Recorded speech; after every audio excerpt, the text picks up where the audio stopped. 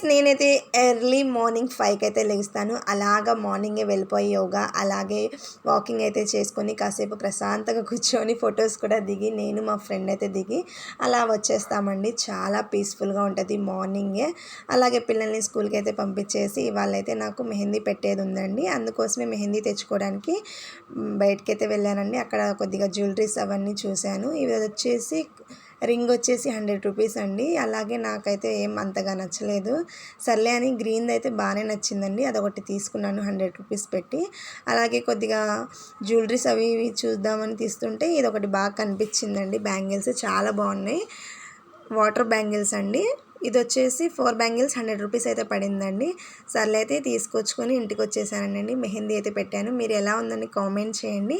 అలాగే లాస్ట్లో డిన్నర్ అయితే కంప్లీట్ చేసామండి. ఇవాళ అయితే మా డిన్నర్ ఫ్రైడ్ రైస్ పుల్కా పన్నీర్ కర్రీ అండి. చాలా టేస్టీగా ఉంది. మీరు పక్కా సబ్స్క్రైబ్ అయితే చేసుకోండి. బాయ్.